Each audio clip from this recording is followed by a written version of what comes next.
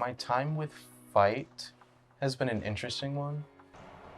A lot of what I did was a lot of things that kind of built up on what was already established and also bringing in new light that could help make it feel more of what it could be. Our job is to provide highly desired services to patients who can't get them anywhere else. The healthcare system is traumatic as it is. And so what we try to do is, I call it hacking the system. We try to hack the system. And so we believe that part of healing the trauma is to provide a welcoming space. We actually have this big wall of words of affirmation, constructed, made by the community, those who come into the clinic. That spoke a lot to me because it was like something made for the community, by the community, essentially. Being in a clinic, in a waiting room where there's a lot of feelings that you might have, maybe like anxiety, fear, nervousness, all that.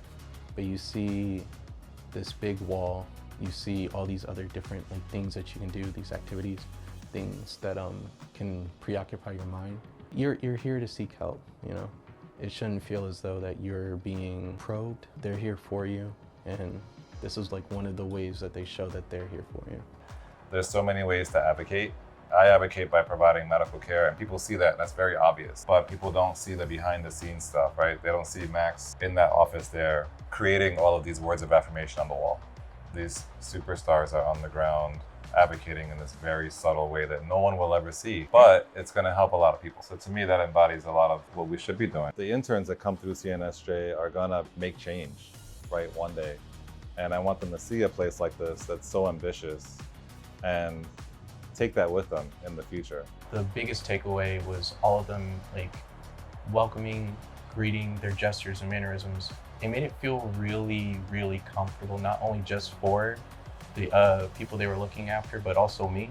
I think trying to understand where your employees are coming from, I think first and foremost is helpful, and that comes from talking to employees and being transparent about what's possible and what's not. At the end of the day, as an organization, as an entity, there's a bottom line that you have to hit. We can be harmonious together, then we can treat our patients with respect. If we don't like each other, if we're all burned out at the same exact time, if we can't support each other with that burnout, there's no way we're gonna have a trauma-safe space. With my own personal path towards healing, what I found, what worked best for me was actually interacting and socializing with my friends, or people I found myself trusting more. What turned out being the case was that a lot of people, or the people that I found that I was talking to, they had a lot of similar shared experience with that, which made it a lot more easier to feel open about what I was going through.